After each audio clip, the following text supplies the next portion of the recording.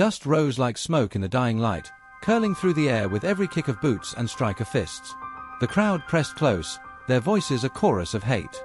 A woman lay half-crumpled in the dirt, her dark hair tangled, her face blooded, her ribs taking blow after blow. They called her slurs, spitting venom with every punch, as if her skin alone had condemned her. She made no sound now, only the dull grunt of someone slipping beyond pain. Yet over the noise came a single cry, high, desperate, sharp enough to cut through the madness. "Stop! Please! Somebody, save her!" The voice belonged to her daughter, thin arms beating against men twice her size, trying to pry them away. She was flung down into the dust, but her scream lingered, trembling through the streets of the settlement like the cry of a dying bird. The settlers laughed, but the sound carried beyond the circle, through pine and canyon, out toward the lonely slopes where no one was supposed to live anymore. Deep in the timberline, a man looked up from the slow rhythm of his axe. His body was thick with scars, his beard grown wild, his eyes dark hollows that had not softened in years. Once, he had been a soldier, a frontiersman, a husband, a father. Now, he was only a shadow with a cabin and a grave he visited too often. He heard the scream as if it had been meant for him alone. He tried to ignore it, the way he ignored most things from the town. But then the girl's plea echoed again, faint, ragged, "Please save her." By the time the child stumbled into his clearing, her small frame shivering from exhaustion, he was already waiting. She collapsed against his doorframe, dust clinging to her cheeks, eyes wide with terror. "They're killing my mother," she gasped.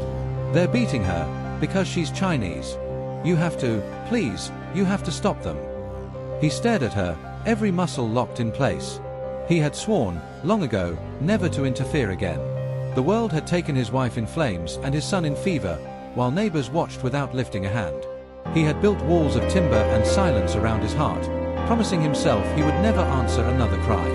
Yet here was this child, broken and trembling at his doorstep, repeating the same prayer he once shouted into an empty sky.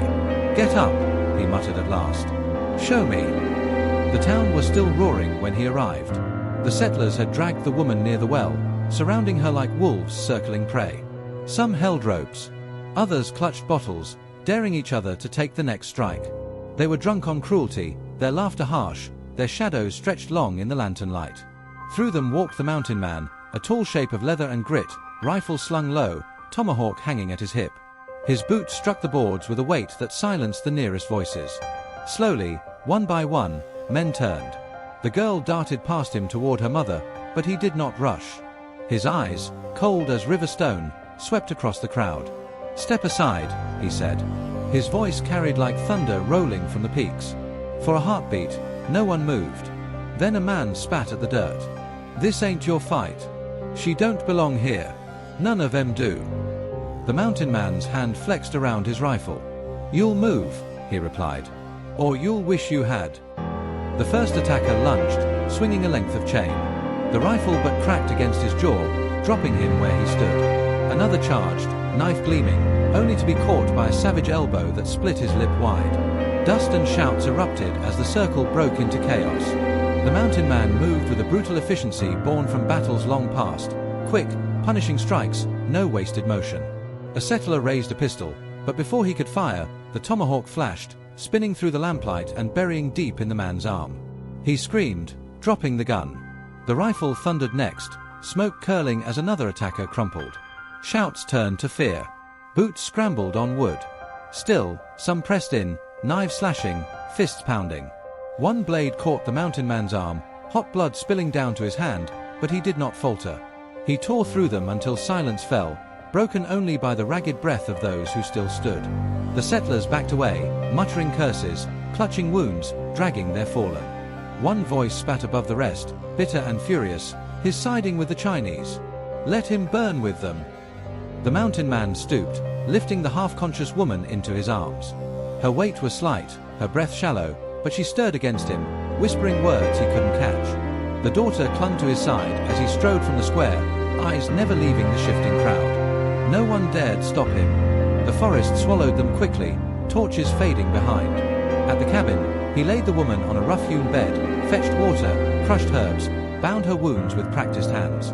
The child hovered close, whispering encouragement, tears streaking her face. When at last the woman stirred awake, her swollen eyes found him.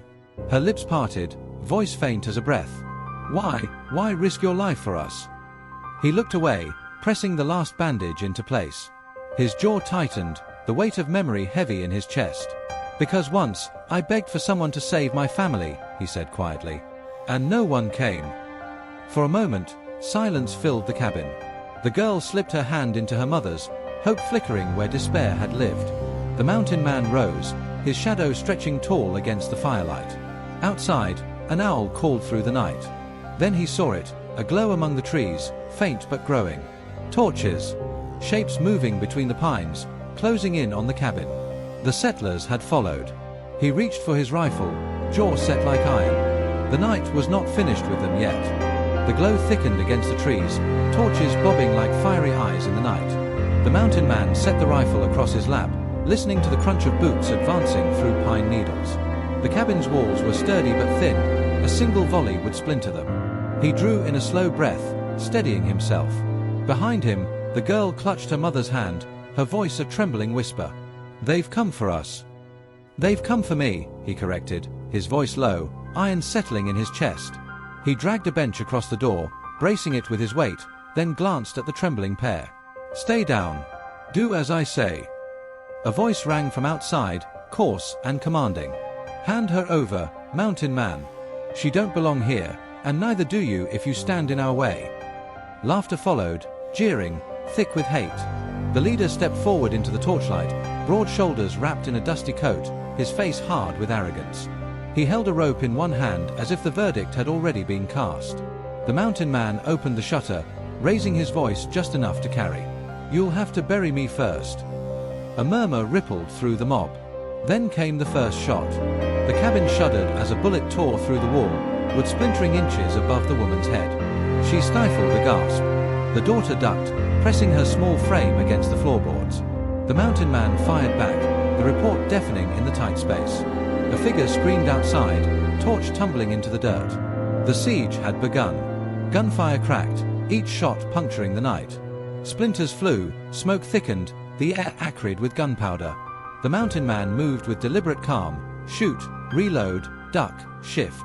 His shoulder burned where blood had already dried from the earlier fight, but he pressed on, teeth clenched. He barked for the girl to fetch cartridges, and though her hands trembled, she obeyed, crawling across the floor, passing him what she could. The mother, pale and weak, dipped cloth in boiling water, readying herself for whatever breach came next. A settler's shadow appeared at the window. The mountain man pivoted, thrusting the rifles but through glass, striking the man square across the face. The body slumped without a sound. Then a crash at the rear, the door rattled as men shoved against it. The bench groaned. He seized the tomahawk from the wall and stood ready. The door burst inward. Smoke and firelight spilled through as three men surged forward, knives flashing. He met them with savage precision. The tomahawk cracked down on one skull, a rifle but smashed another's jaw. The third reeled back with boiling water searing his flesh. The mother had hurled the pot with what strength she had left, her eyes blazing despite her frailty. The attackers fell back screaming, dragging their wounded, but more voices rallied outside. The mob pressed tighter. Then the leader himself strode forward, pistol drawn, his sneer cutting through the haze. He kicked aside the bodies at the threshold and seized the girl by her collar before the mountain man could react. The pistol's barrel pressed cold against her temple. The cabin stilled. The mother's voice cracked into a sob, her body twisting in pain as she tried to rise. The mountain man froze, breath harsh, eyes narrowed to slits. "You're done," the leader hissed. "Hand her over, and maybe I'll let the brat live." For a moment, the world held its breath. Then the mountain man moved, faster than thought, driven by rage and memory.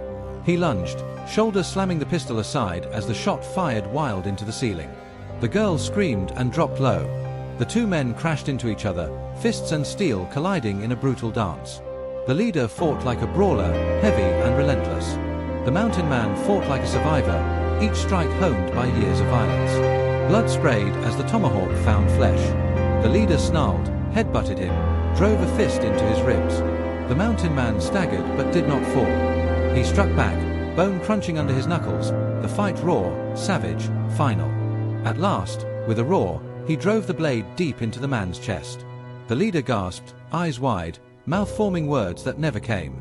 He crumpled to the dirt, torchlight flickering across his lifeless face. Silence followed. The settlers, who had pressed so eagerly into violence, now faltered. Their leader lay dead, the cabin still stood, and the man who had defied them was soaked in blood but unbroken. One by one, torches dimmed as the mob backed away, dragging their wounded, muttering curses that had lost their fire. The forest swallowed them until only the crackle of dying flames remained. Inside, the mountain man leaned against the wall, chest heaving, sweat stinging his eyes.